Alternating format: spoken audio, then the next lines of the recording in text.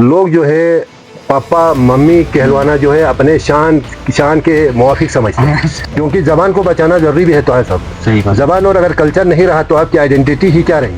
पुर्गी का तो कहीं शुमार नहीं था, यूटी बनने तक आदित चंद्राल अंगारू बौद्धू बृहस्पति शुक्र शिशिर आदित ये शिना नाम है। तो माहिरीन का ये मानना है कि मादरी ज़बान को बचाना है तो सबसे पहले आपके अपने फैमिली में, चाहे वो बंदा कितना भी पढ़ा लिखा हो, अपनी फैमिली में अपनी मदर टंग में ही बात करें। जब वो दर्दिस्तान से आए पहले इसी गांव में जहां आप इस वक्त आप बैठे हुए हैं, ब्रोकपा कोई कॉन्स्टिट्यूशनल टर्म नहीं है, कोई हिस्टोरिकल टर्म नहीं है।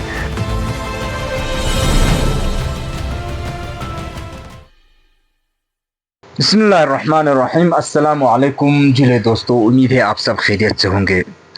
दोस्तों, आज मैं बडगाम पहुंचा हूं। एक जाने माने हमारे लद्दाख के मारूफ एक शख्सियत से आज मेरी मिलने की एक तौफीक हुई। तो आप सभी जानते हैं उनके नाम अमजद रज़ा बडगामी साहब। तो इनके बारे में थोड़ा आप लोगों के सामने ब्रीफ करूं तो उन्होंने अभी तक 4 किताबें शाये की है। सबसे पहले जिले ज़हरा, ये कसीदे और मरसिए का एक मजमुआ है, ये शीना ज़बान में। और साथ ही साथ चिनालो तिकियार, ये भी एक किताब है। और जो जम्मू कश्मीर में आबाद शीन व दर्दों की मुख्तसर तारीख़, ये उनकी उर्दू में शाया हुई किताब है, जिनमें जम्मू कश्मीर में जितने भी शीन या शीना ज़बान बोलने वाले या दर्दी कौम है उनकी तारीख़ बयान की गई है। और साथ ही साथ अभी हाल ही में पब्लिश हुई और एक बुक है जिनका नाम है हियून, ये भी शीना में है, जिनका तर्जुमा होता है उर्दू में सौगात।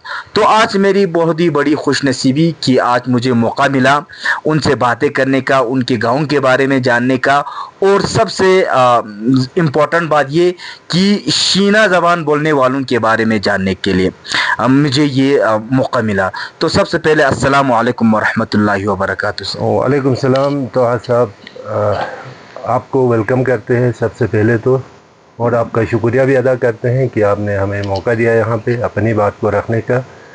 तो आपको एक बार फिर ये वादी करकित में आने का हम शुक्रगुजार भी हैं और आपको वेलकम करते हैं। आपका भी बहुत बहुत शुक्रिया सर कि आपने अपनी कीमती औकात में से वक़्त निकाला।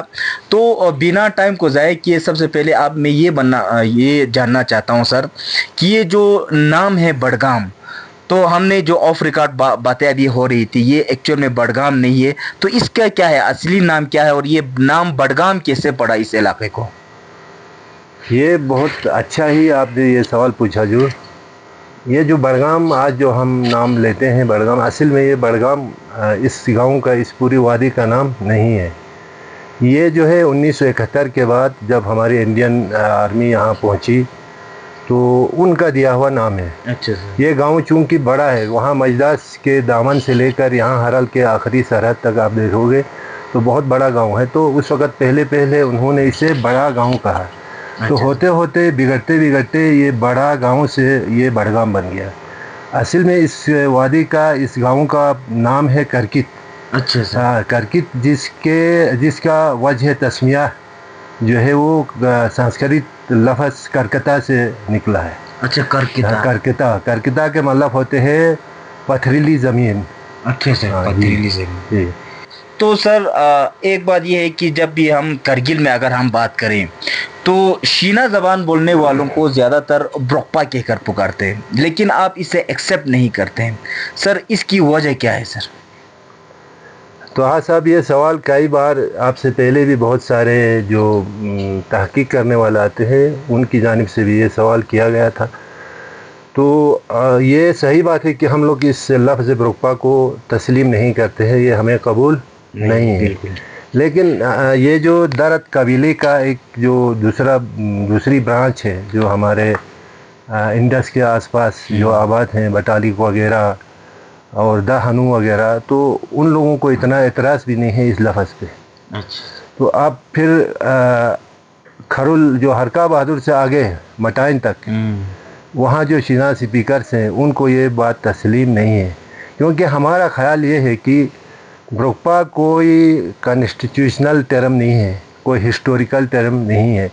अगर इस कौम का या इस कौम की ज़बान का कहें, अगर तारीख़ में ज़िक्र हुआ है तो दरदास और दर्दी या शीना के नाम से इस कौम का जिक्र हुआ है। तो जो कॉन्स्टिट्यूशनल टर्म भी नहीं है, जो हिस्टोरिकल टर्म भी नहीं है, तो उसको कैसे कबूला जाए। और दूसरी बात है, अगर लफ्ज़ जो ब्रोकपा है इसका हम तर्जुमा करते हैं तो हाईलैंडर्स जो पहाड़ में रहने वाले हैं, यही होता है ना इसका माने। बिल्कुल सर। तो अगर इसी चीज़ को अगर हम मानेंगे तो जब हम जोजिला क्रॉस करके आते हैं तो चाइना बॉर्डर तक जितने भी लोग आबाद हैं इन पहाड़ी वादियों में, तो ये सब ब्रोकबा होना चाहिए। हाँ जी। तो हम लोग इसको एक्सेप्ट नहीं करते हैं। और हाँ, बदकिस्मती ये है कि ये कभी हमारे रेवेन्यू डिपार्टमेंट में दर्ज हो चुका है हमारे लोगों के लिए। उस वक़्त शायद लोग अवेयर नहीं थे, पढ़े लिखे नहीं थे, बाहर के लोग उस वक़्त महकमे माल में काम करने वाले होंगे, तो उनसे पूछा गया होगा कि यहाँ पे कौन कौन से कबीले हैं, कौन कौन सी ज़बानें बोलते हैं।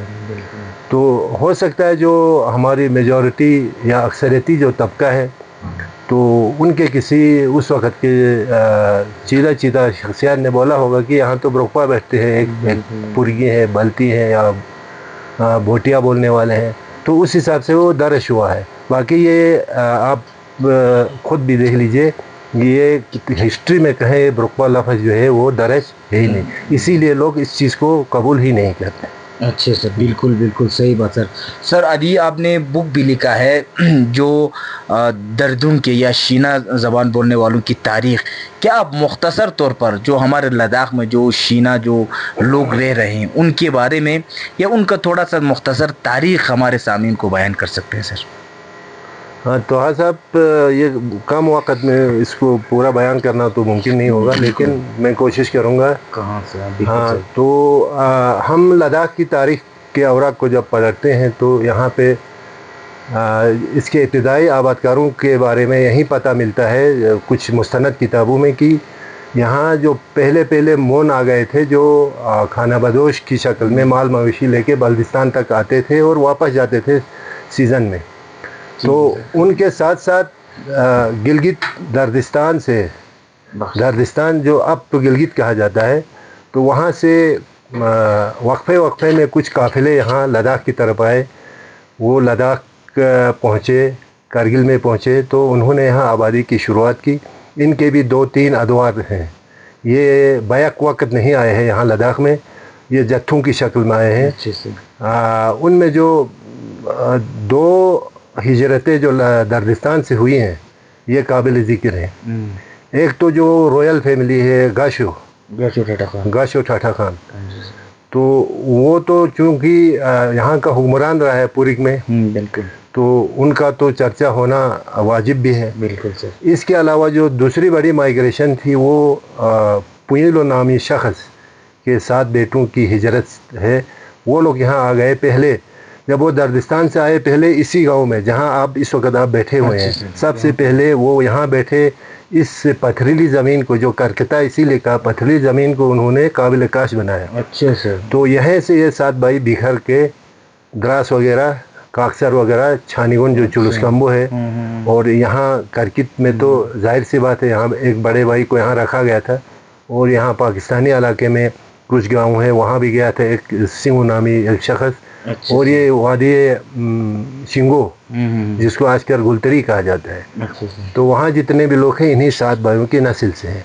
तो इनकी बहुत इस लद्दाख की तामीर और तरक्की में उनका बड़ा कंट्रीब्यूशन भी रहा है, जो दर्दिस्तान से लोग आए थे। और आपको मैं एक बात बताता चलूँ, ये जो दो माइग्रेशन है, 2 हिजरतें इधर हुई थी, एक लद्दाख, 2 लद्दाख में, एक तो ठाठा खान का और दूसरा ये पुयुलो के 7 बेटों का। जो तीसरी हिजरत हुई थी वो भी इसी ख़ानदान से, ये तीनों एक ही ख़ानदान के हैं। जो गाशो ठाठा खान वाले भी राजा कराट की नस्ल से हैं, और सूर्य पुयल के जो 7 बेटे थे वो भी कराट की नस्ल से हैं। अच्छा, और कश्मीर में जिन्होंने 35 साल हुकूमत की, जो चक डायनेस्टी कहते हैं, वो भी उसी कराट की नस्ल से हैं। अच्छा सर। हाँ, तो ये जो करकित वगैरह में, द्रास वगैरह में, शिंगो ब्रेसिल वगैरह में जो शीना लोग, दर्द लोग आबाद हैं, वो कराट की बेटी सील बुरी की नस्ल से हैं, जबकि जो चक वाले थे उसके छोटे भाई की नस्ल से हैं। ये जो सील बुरी के छोटे भाई की नस्ल से, जिन्होंने 35 साल हुकूमत किया। और सबसे छोटे भाई जो भाई उनका यहाँ लद्दाख का था, जिसको दर्दिस्तान में टटाई कहा जाता था, जब यहाँ लद्दाख में पहुँचा, करगिल में पहुँचा, तो उस वक्त तिब्बतियों को ट्रा बोलना, प्रोनाउंस करना नहीं आता था, उन्होंने ठा कर दिया, ठाठा खान हो गया। असल में यही कराट की नस्ल से ये सारे। अच्छा। तो एक हम ये भी कह सकते हैं कि जितने भी शीना लोग हैं लद्दाख में, तो सारे एक भाई है, मतलब एक ही फैमिली के, एक ही फैमिली के। हो सकता है कि एक्का दुक्का जो इधर उधर हुंजा वगैरह से भी बहुत सारे आए हैं, जो ब्रुशो लोग, वो अलग हो सकते हैं, लेकिन जो मेजॉरिटी अक्सरियत है वो तो उसी ख़ानदान की है, जिसको कराट फैमिली कहा जाता है। बिल्कुल सर। ये पुर्गी जो पुरिक पे दर्दों का काफ़ी इन्फ्लुएंस रहा है, तो अभी जो रेजिडुअल कल्चर्स कुछ बाकी बचे हैं, जैसे कि मेंदोग यस्पा हो गया, मामनी हो गया, क्या ये दर्दिस्तान के कल्चर से इन्फ्लुएंस होकर अभी भी है, या इसमें कुछ और दूसरा है सर, ये जो अभी जो कर रहे हैं? अच्छा, तो आज अब मैं आपने ये भी अच्छा सवाल पूछा। इस बारे में मैं काचो सिकंदर खान सिकंदर को रुजू करता हूँ, क्योंकि उन्होंने कहा है कि पुरिक के अंदर आजकल जितने भी जो कुछ रसूम बाकी हैं, जैसे त्यौहार मेंदोग यस्पा वगैरह और मामनी वगैरह, तो काचो साहब अपनी तहकीक में ये कहते हैं कि ये जो कदीम दर्द थे ना, उनकी बाक़ियात में से है। हाँ, ये ट्रांसफ़र हो गया। फिर बाद में एक वेव आ गई जो पुर्गी, अब हम पुर्गी के थे, लेकिन वो तो तिब्बतियन लोग थे ना, मंगोलियन लोग थे ना, तो उनमें ये ट्रांसफ़र हो गए। उनका जब यहाँ पर इन्फ्लुएंस बढ़ा, तो ये खुद जो दर्द जो रसूमात थे या दर्द, बहुत सारे शीना लोग जो है वो जम भी हो गए, तिब्बतनाइज हो गए। आज आप देख लीजिए, आप अगर परकचिक तक आप देख लीजिए, शक्ल व शुबाहत में आज हमारे करगिल के अंदर नहीं लगता है कि ये तिब्बतन है, ये दर्द है, क्योंकि मिक्स जैसा हो गया। तो ये यही वजह है कि ये लोग एक दूसरे में जम हो गए। सही बात। तो इसी तरह त्यौहार भी जो है, बहुत सारे त्यौहार दर्दों के वो पुर्गियों के हो गए। अब पूरा मजमूई तौर पर हम बात करें तो पूरे करगिल के त्यौहार हैं आज की बात, डेट की अगर हम बात करते हैं। सही बात सर। तो साथ ही साथ आपकी ही बातों में से एक और सवाल निकल के आते हैं सर। तो ये जो लैंग्वेज का जो आप साथ में हम बैठेंगे तो मुतालिबा, तो ये एक्सचेंज तो होगा, लैंग्वेज का इन्फ्लुएंस होगा दर्दों का पुर्कियों के ऊपर या बल्तियों के ऊपर, बल्तियों का दर्दों के ऊपर। तो क्या आप कुछ कह सकते हैं इसमें कितना मतलब इन्फ्लुएंस क्या है एक दूसरे के लैंग्वेज को? तो हाँ साहब, देखने में आया है ना, जहाँ पे एक ही इलाके में बहुत सारे अगर ट्राइब्स रहते हैं, बहुत सारी ज़ुबानें बोली जाती हैं ज़बानें, तो ये फितरी बात है कि एक दूसरे में उनका इन्फ्लुएंस हो ही जाता है। तो यही हमारे साथ भी हुआ है, करगिल के अंदर भी हमारे पूरे पुर्ग में अगर आप देखें तो शिना ज़बान में पुर्गी बल्ती के अल्फाज काफ़ी जो है वो घर कर गए हैं, मिक्स हो चुके हैं। इसी तरह शिना के अल्फाज भी पुर्गी में जो है वो मिक्स हो गए, बहुत सारे अल्फाज जो इस तरह घुस गए हैं कि आज बोलने वाले को पता नहीं चलता कि ये मेरा मदर टंग का लफ्ज़ है या बाहरी है। कुछ मिसाल दे सकते हैं सर? हाँ, जिस तरह जैसे हम सबसे बड़ी जो रोज़मर्रा की मिसाल है हमारी, हफ्तों के दिनों के नाम लीजिए आप। अच्छा, संडे को आदित्य कहते हैं, पुर्गी भी बोलेगा, आदित्य बल्ती भी बोलेगा, शिना भी बोलेगा। आदित्य, चंद्राल, अंगारू, बौद्धू, बृहस्पति, शुक्र, शीशर, आदित्य, ये शिना नाम है। अच्छा, ये शिना? हाँ, ये शिना नाम है। अच्छा सर। हाँ, तो क्योंकि अब नहीं लगता है कि पूरे हमारे पुर्ग में ये राइज है, तो ये हर कोई ये बोलता है कि भाई ये हमारी अपनी ज़बान का। ये हो जाता है जब किसी ज़बान के अल्फाज घर कर जाते हैं, तो वो नहीं लगता है कि डिफरेंशिएट करना आसान नहीं होता। बिल्कुल। इसी तरह बहुत सारे अल्फाज हैं। अच्छा सर, कुछ एक दो जैसे मोमो है। अच्छा, मोमो को हमारे पुर्गी में अजंग कहते हैं। हाँ, और असल में बल्ती में भी अजंग ही है। बल्ती में बोलते हैं, क्योंकि बल्ती और पुर्गी तो कोई अलग अलग जबानें तो है नहीं, ये थोड़ा सा डायलेक्टिकल फर्क आ गया है। तो इसी तरह काका है। अच्छा, काका बड़ी भाई को जी। और जिस तरह शिना में फूफी को नने भी बोलते हैं और फपी भी बोलते हैं, तो फिर बल्तियों ने ले लिया उसको नेने बोल दिया। अच्छा, हाँ, शिना लफ्ज़ नने से उन्होंने नेने कर दिया। मैं नहीं तो हमारे पुर्गी में अने कहते हैं फूफी को। अच्छा, हाँ। तो ये तो जब साइड बाय साइड कुछ कौमें रहती हैं तो एक दूसरे में अल्फाज बिल्कुल का तबादला हो जाता है, एक्सचेंज हो जाता है सर। जी सही बात सर। जो अभी जो रिसेंट जो लद्दाख के जो यूनियन टेरिटरी बनने के बाद जो ऑफिशियल लैंग्वेज को जो अनाउंस किया था, उसमें तो शीना ज़बान नहीं आया और साथ ही साथ बल्ती بلتی اور پرگی تو چلو ایک سیم ہے، بٹ اسٹل ڈفرینس تو کافی زیادہ ہے ان دونوں میں بھی. لیکن شینا اگر دیکھیں تو پورا آل لداخ میں شینا بولنے والی پاپولیشن آبادی بھی کافی زیادہ ہے لداخ کی اگر بات کریں، بٹ اسٹل ان کو شامل نہیں کیا گیا. اس کے بارے میں آپ کیا کہنا چاہیں گے؟ طاہر صاحب، ایک بدقسمتی رہی ہماری اس میں. یو ٹی بننے سے پہلے جموں کشمیر کے جو آئین میں شینا زبان ہی تھی جو آئین میں درج تھی. اچھا سر. ہاں، آپ کی پرگی بھی نہیں تھی. پرگی کا تو کہیں شمار نہیں تھا یو ٹی بننے تک. یو ٹی کے بعد جو ہے جب یہ بوٹی زبان کو آفیشل بنانے کی جب بات چھڑی، اس کے بعد کیونکہ ہمارے لداخ میں جتنے لوگ بوٹی بولتے ہیں اس سے تھوڑا زیادہ نہیں تو برابر تو پرگی بھی بولتے ہیں. تو پھر یہ بات اٹھی، وہاں سے پرگی زبان کو ایک دشا مل گئی، ایک پہچان مل گئی. اس سے پہلے پرگی جو ہے جموں کشمیر کا آئین میں درج نہیں تھی، واحد زبان تھی شینا. تو ہمارا جو ایک سٹیٹس ہم کو ملا ہوا تھا یو ٹی بننے کے بعد تو وہ نہیں رہا. تو پھر بھی ہم لوگوں نے جو اقتدار اعلیٰ ہے ہمارے لداخ کے یا اکیڈمی کے ہیں یا کونسل میں بھی، ہم نے ان کو ریکویسٹ کیا بے شک اگر آپ ہر بولی کو آفیشل درجہ نہیں دے سکتے ہو لیکن ان کو آپ پروٹیکٹ تو کر سکتے ہو، ہے نا. تو ہم نے ان سے ریکویسٹ کی تھی اور انہوں نے اس بات کو آگے تک پہنچایا بھی ہے.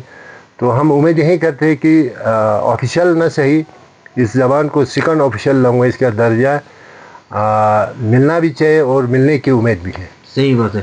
کیا لگتا ہے سر آپ کو کہ جو مادری زبان ہے جیسے کہ یہاں کا دردی ہے یا کسی بلتی کے بچے کے لیے بلتی ہوگا، پرکی کے لیے پرکی ہوگا، یا لیہ میں اگر ہم لداخ کے بان لیہ میں جو رہ رہے ہیں یا چنگتھنگ میں رہ رہے ہیں، زنسکار میں رہ رہے ہیں، ان کا سبھی کا اپنا ایک مدر ٹنگ ہوتا ہے. ابھی جو گلوبل جو پیریڈ آ گیا، ابھی تو سارا کچھ گلوبلائزیشن ہو گیا اور اس میں ہندی کا، انگلش کا یا دوسرے لینگویجز کا بہت زیادہ افیکٹ ہے یا بہت زیادہ انفلوئنس ہے ہمارے لوگوں پہ، خصوصاً جوانوں پہ. کیا لگتا ہے آپ کو ہمارے جو مادری زبان کا جو امپورٹنس اس کنٹمپریری دور میں کتنا ہے سر؟ تو صاحب، جہاں تک مدر ٹنگ کو بچانے کی آپ بات کر رہے ہیں تو یہ تب تک نہیں ہوگا جب تک ہم سب سیریسلی اس پہ نہ سوچیں. آج کل آپ دیکھتے ہیں کہ ہر گھر میں ہمارے لداخ کے، ہمارے کرگل کے بچے باہر چنڈی گڑھ بھی پڑھنے جاتے ہیں، جموں میں بھی جاتے ہیں، دلی، اللہ کے کرم سے ہندوستان کے کونے کونے میں ہمارے بچے پہنچے ہوئے ہیں. تو وہ وہاں اپنی سوسائٹی میں بیٹھ کے انگلش، ہندی، اردو وغیرہ سیکھ کے آتے ہیں. تو یہاں گھر میں آ کے اگر اسی زبان کو گھر میں چلائیں، اسی خارجی زبان کو، تو آپ کی زبان کہاں سے بچے گی؟ تو ماہرین کا یہ ماننا ہے کہ مادری زبان کو بچانا ہے تو سب سے پہلے آپ کے اپنے فیملی میں، چاہے وہ بندہ کتنا بھی پڑھا لکھا ہو، اپنی فیملی میں اپنی مدر ٹنگ میں ہی بات کریں. بالکل. اس کے لیے 3 کی پوائنٹس دیے گئے ہیں. ایک تو یہ ضروری ہے. دوسری بات ہے، آپ جو ہے اپنی جو مدر ٹنگ ہے اس کے فوک میں آپ کی کہانیاں بھی آتی ہیں، آپ کے ضرب الامثال بھی آتے ہیں، تو ان کو بھی اپنے نیو جنریشن کو آپ ٹرانسفر کریں. تو اگر ایسا کرے تو ہماری زبان جو ہے وہ، چاہے وہ پرگی ہو، بلتی ہو، شینا ہو، بوٹی ہو، کیونکہ یہ ہمارا پورا لداخ خطے کا ورثہ ہے. ہر زبان کو بچنا چاہیے، ہر زبان پھلنا پھولنا چاہیے. تو یہ ہو سکتا ہے. اب ہم ماڈرنائز اپنے آپ کو کر کے دکھانا چاہیں، یہاں آ کے انگلش بولیں گھر میں، تو آپ امید کیسے کر سکتے ہیں کہ وہ زبان بچ جائے گی؟ بالکل. تو اس میں زیادہ میرا یہ خیال ہے کہ اس میں جو ہمارے بزرگ ہیں ان سے زیادہ ہمارا جو پڑھا لکھا طبقہ ہے، نیو جنریشن کو اس میں سوچنا پڑے گا. بے شک آپ اپنے باہر کی سوسائٹی میں جس لینگویج میں بھی آپ بات کریں، لیکن جب آپ گھر آتے ہو، اپنے سماج کے اندر آتے ہو، تو پھر آپ کو اپنی زبان میں بات کرنی ہوگی. تو آپ کا جو انفلوئنس ہے جو چھوٹے چھوٹے بچے ہیں ان پہ بھی پڑ جاتا ہے. صحیح بات. وہ بچے سوچنے پہ مجبور ہوتے ہیں کہ بھائی زاہد پی ایچ ڈی کر کے آیا ہوا، یہ اپنی زبان میں مدر ٹنگ بات کرنا ہے تو میں کیوں نہیں کروں؟ تو اس کو اگر بچانا ہے تو سیریسلی، کیونکہ زبان کو بچانا ضروری بھی ہے. تو ہے صاحب، زبان اور اگر کلچر نہیں رہا تو آپ کی آئیڈینٹی ہی کیا رہی؟ خطرے میں ہو جائے گا. بالکل نہیں رہے گی. سر ایک لاسٹ یہ ہے کہ ہمارا جو پرگی جو سوسائٹی ہے اس میں ابھی جو چھوٹے چھوٹے بچے جو ہوتے ہیں ان کو سکھاتے ہیں ماں باپ کہ پاپا بولو، ممی بولو، یہ سکھاتے ہیں. آپ کے سوسائٹی میں کیا کی ایسا سکھاتے ہیں کہ نہیں؟ صاحب دیکھو، یہ آپ کا ہماری بات نہیں ہے، یہ ہمارے پورے لداخ میں، لداخ کی ہم بات کر رہے ہیں نا، لوگ جو ہے پاپا ممی کہلوانا جو ہے اپنے شان کے موافق سمجھتے ہیں۔ اصل میں یہ جو ہے جیسے میں اگر اس چیز کو بڑھاوا دیتا ہوں تو میں اپنے لینگویج کا، اپنے کلچر کا مرڈر کر رہا ہوں۔ بالکل صحیح بات ہے، ٹھیک ہے نا؟ تو اس سے ہمیں ایوائڈ کرنا چاہیے۔ صحیح بات، اگر ایوائڈ کریں گے تو ہمارے جو چھوٹے بچے ہیں وہ بھی سیکھ جائیں گے، اپنے کلچر سے وہ آشنا ہوں گے، اور ہم بھی پھر سر اٹھا کے دنیا کے سامنے اپنا جو وجود ہے اس کو دکھا سکتے ہیں۔ بالکل، تو اس کا ہم تھوڑا سا یہ کر سکتے ہیں سر، کنکلوڈ کریں گے تو ہمیں اپنے کلچر پہ، ہمیں اپنی زبان پہ فخر ہونا چاہیے، نہ کہ اس کو دبانے کی کوشش کریں بلکہ اس کو زیادہ فروغ دینے کی کوشش کریں۔ سر آخر میں سر آپ ہمارے سامعین کو، سننے والوں کو خصوصاً زبان کے لحاظ سے کیا پیغام دینا چاہیں گے سر؟ تو ہاں صاحب، میں پیغام کیا دے سکتا ہوں، بس اتنا کہوں گا، کیونکہ زبان اور ثقافت کے ساتھ تھوڑا بہت تعلق میرا رہا ہے، تو میں تو نئی جنریشن کو، جو ہمارا پڑھا لکھا طبقہ ہے خاص کر، ان سے یہی گزارش کروں گا کہ آپ بے شک اونچی تعلیم حاصل کریں، ترقی کی منزلیں طے کریں، لیکن ساتھ ساتھ اپنا جو ہمارے انسیسٹریل، جو ہمارے پاس ہیریٹیج ہے، لینگویج ہے، ہمارا کلچر ہے، ہماری ثقافت ہے، ایون جب ہم لوگ کلچر کی بات کرتے ہیں تو صرف یہ 3 چیزیں ہی نہیں آتی، اس میں ہماری کھیتی باڑی بھی شامل ہوتے ہیں، ہمارا پہناوا بھی اس میں شامل ہوتا ہے۔ تو ہم کوشش کریں کہ اپنے اس ورثے کو ہم سب مل کے بچانے کی کوشش کریں۔ بالکل بالکل، بہت بہت شکریہ سر کہ آپ نے اپنے قیمتی اوقات میں سے وقت نکالا اور مجھے وقت دی، اور انشاءاللہ امید ہے آگے آنے والے اوقات میں آپ پھر سے ہمیں وقت دیں گے، تو آپ کے اس ایکسپیرینس سے، آپ کے علم سے ہم استفادہ لینے کی ہم پھر سے کوشش کریں گے۔ بہت بہت شکریہ سر۔ شکریہ طاہر صاحب، آپ کا بھی بہت بہت شکریہ۔ تو سامعین، یہ تھے امجد رضا بڈگامی صاحب۔ تو امید ہے آپ لوگوں کو زبان کے بارے میں، یا دردی جو لوگ ہیں ان کے تاریخ کے بارے میں تھوڑا سا آپ جانکاری ضرور ملا ہوگا، اور کتنا ضروری ہے ہمارے بھاشا اور ہمارے کلچر کو پرزرو کرنا۔ یہ بھی ہمیں یہ چاہیے کہ ہمیں اپنی بھاشا کو، اپنے زبان کو، اپنے کلچر کو پرزرو کریں۔ تو اسی پر میں آپ لوگوں سے الوداع لیتا ہوں۔ امید ہے آپ لوگوں کو ویڈیو پسند آئی ہوگی۔ اپنا خیال رکھیے گا۔ خدا حافظ۔